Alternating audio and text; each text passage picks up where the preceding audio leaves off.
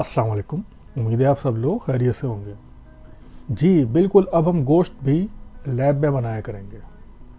आपको मालूम ही है कि एक दुनिया जो है ये गोश्तखोर दुनिया है, इसमें कोई हर्ज भी नहीं है और हम ठीक ठाक गोश्त जो है हम कंज्यूम कर जाते हैं। कम से कम 3.5 मिलियन टन गोश्त हम हर साल खा जाते हैं, जिसमें कोई हर्ज नहीं है। खाना भी चाहिए, मज़ार भी होता है, बड़े चस्के ले लेके खाते हैं, बिरयानियाँ और कौरमे और कढ़ाइयाँ, तो हर्ज भी कोई नहीं है, मज़ेदार भी होता है।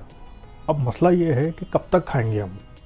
जिस स्पीड से दुनिया की आबादी बढ़ रही है उस हिसाब से गोश्त जो है वो प्रोड्यूस नहीं हो रहा, जिसकी वजह से आपने नोट भी किया होगा पूरी दुनिया में गोश्त की जो प्राइस है वो बहुत ही हाइक हो गई है, बहुत ज़्यादा हो गई है, जिससे बेचारा गरीब आदमी तो सिर्फ ईद बकरीद को इसको मिलता है, या किसी चैरिटी की जगह कहीं चले जाए तो बैठ के खा ले, उसकी ख़रीद से तो बहुत ही दूर हो गया है और ये अब और महंगा होता चला जाएगा। तो एक कंपनी है, उन्होंने ये तजर्बा किया है। तो अमेरिका में फूड एग्रीकल्चरल ऑर्गेनाइजेशन है, उसने बताया कि आधा किलो गोश्त को प्रोड्यूस करने के लिए हमें क्या चाहिए होता है, 3000 टन पानी, 11 किलो चारा और 400 स्क्वायर मीटर ज़मीन चाहिए होती है, तब जाके आधा किलो गोश्त हासिल होता है हमें। अब इसमें भी कोई मसला नहीं है, जब तक आबादी एक नॉर्मल थी जब तक तो ये हिसाब किताब सही चल रहा था। मगर अब क्या किया जाए, क्योंकि कंज्यूम ज़्यादा हो रहा है, गोश्त कम है। अच्छा, गोश्त से हमें क्या हासिल होता है, प्रोटीन। तो प्रोटीन तो हम कीड़े मकोड़े खा के भी हासिल कर सकते हैं, जैसे कि दुनिया खा भी रही है। चीन में, वियतनाम में, थाईलैंड वगैरह में तो खा लेते हैं और बड़ा चीप भी पड़ता है, काफ़ी दफ़ा तो मुफ्त भी पड़ जाता है। तो वैसे हमारे सिंध में भी वैसे अब ये जो टिड्डी दल आया था तो उसमें काफ़ी लोगों ने उनको पकड़ पकड़ के बेचा भी, खाया भी, और इसमें बहुत प्रोटीन होता है। मगर ऑब्वियसली ये शायद वेस्ट में या दूसरी कंट्रीज़ में इसको तो लोग खा लें, मगर वेस्ट में भी नहीं खाया जाता है। तो हम कीड़ों मकोड़ों से भी प्रोटीन हासिल कर सकते हैं।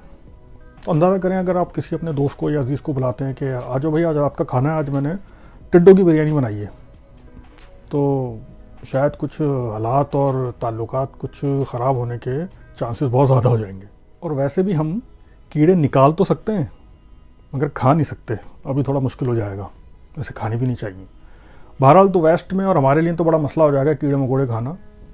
तो इस हिसाब से उन्होंने एक हल निकाला कि भाई अब ऐसा कुछ करते हैं, कोई तजर्बा किया जाए, कुछ साइंसदान मिल के बैठे कि तो कोई तजर्बा किया जाए। ये गोश्त की जो रिक्वायरमेंट है ये दिन ब दिन बढ़ती चली जा रही है और आज के बाद 15-20 साल 30 साल के बाद तो बिल्कुल ही ये नायाब सा हो जाएगा, जिस हिसाब से दुनिया की आबादी बढ़ रही है। तो उन्होंने कहा चलो एक तजर्बा करते हैं, और आप यकीन करें तजर्बा कामयाब भी हो गया। उन्होंने क्या किया कि किसी चिकन का या काऊ का या बकरे का उन्होंने सेल लिए और उनके सेल को लैब में गए और उन्होंने उसके ऊपर तजर्बा किया, उसको उगाने लगे उनके सेल के ज़रिए।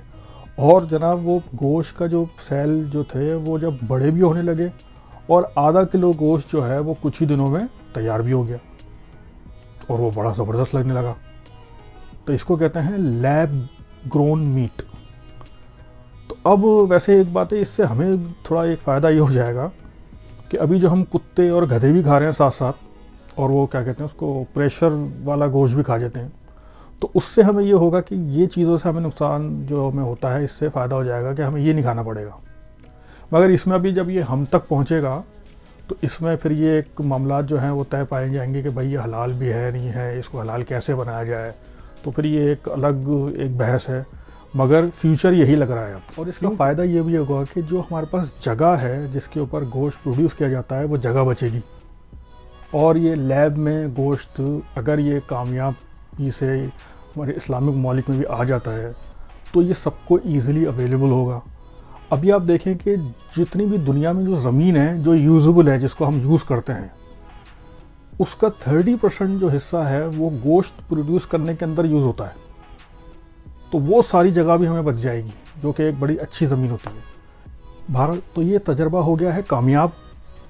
इसको ईट जस्ट इनकॉर्पोरेटेड कंपनी का नाम है जिसने ये तजर्बा किया है, और अब सिंगापुर पहला मुल्क बनने जा रहा है जिन्होंने कहा है कि आप हमारे कंट्री में आएँ और ये गोश्त लेबॉर्ट्री में प्रोड्यूस करें और इसको हम यूज़ करेंगे।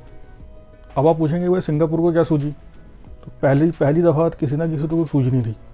तो ये पहली दफ़ा सिंगापुर ने बोला भाई हम इसको लेने के लिए तैयार हैं, क्योंकि याद रहे सिंगापुर की जो फूड सिक्योरिटी है ना वो बड़ी ही मसले में पड़ी हुई है, क्योंकि वो अपने घर में सिंगापुर में वो सिर्फ 10% जो उनकी रिक्वायरमेंट है फूड की वो सिर्फ 10% अपने घर में उगाते हैं, बाकी 90% जो है वो इम्पोर्ट करवाते हैं। तो इसलिए अब उनको ख्याल आया कि भाई अब ये जो लॉकडाउन लगा ना दुनिया में, उसमें उनको ख्याल आया कि ये इसका कुछ करना पड़ेगा, हम तो बिल्कुल ही दूसरों के रहम करम पर हो जाते हैं।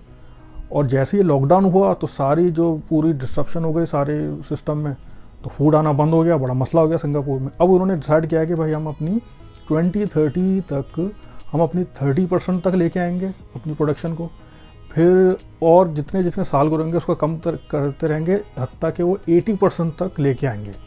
तो उसके लिए उनको कुछ ना कुछ तो स्टार्ट करना था। तो उन्होंने बोला भाई हम इससे शुरू करते हैं, क्योंकि गोश्त खाना तो कोई बंद करेगा नहीं, सभी खाते हैं। तो उन्होंने इस कंपनी को गो अहेड दे दिया है। अब वो सिंगापुर में जाएंगे, वहाँ पे लैब बनेगी और जनाब ये गोश्त प्रोड्यूस होगा, लोग उसको कंज्यूम करेंगे और मज़े ले लेके खाएंगे। और गोश्त की आपने तस्वीरें देखी हैं, लग तो बड़ा अच्छा रहा है, मगर अभी तो मैं भी नहीं खाऊंगा, ना आप भी नहीं खाएंगे कि भाई पता नहीं क्या हुआ। मगर जब तक ये हमारे जो उलमा हजरात हैं या मुफ्ती हजरात हैं जो बैठेंगे इसके बारे में कुछ बताएंगे, कुछ बातचीत तो इसके बारे में होगी, क्योंकि फ्यूचर भी यही नज़र आ रहा है। क्योंकि अब ये हो नहीं सकता कि गोश्त खाने वाले इतने हो गए हैं और जब गोश्त होगा ही नहीं तो इससे बेहतर है कि एक दूसरे को खाने से बेहतर है कि इस लैब वाले खा लें। अगर ये किसी तरीके से कोई फतवा वगैरह आ जाता है, हलाल हो जाता है, तो वाई नॉट, देखेंगे, क्या पता हमारी नस्लें तो ऐसी ही खाएंगी लगता है। फिर हम उनको बताया करेंगे भाई ये ज़माना होता था हम बकरा, मुर्गी, चिकन वगैरह या काऊ वगैरह काट के खाते थे। पूछेंगे अच्छा ऐसा भी होता था, लो जानवर को ही काट देते थे। मगर खैर ये बहुत आगे की बात है। वैसे बात ऐसी जहन में आई है कि हम चाहें तो ज़ेबरे का सेल भी लेके और उसका गोश्त हम ग्रो कर सकते हैं लैब में, और उसकी नहारी खा सकते हैं, हाथी के गोश्त की बिरयानी खा सकते हैं। मगर चलें हम तो खैर हलाल गोश्त की लेंगे, हलाल जानवर होगा उसको लेंगे। मगर एक बात है जैसे अफ्रीका वगैरह में तो हर जानवर चलेगा। तो चले देखते हैं ये कहाँ तक पहुँचा। मगर ये अब तजर्बा हो गया है कामयाब, और अब ये दुनिया में इंट्रोड्यूस भी होने जा रहा है, यूज़ भी होने जा रहा है। अब ये हल्के हल्के आहिस्ता आहिस्ता ये फैलेगा भी और सबके लिए गोश्त अवेलेबल होगा।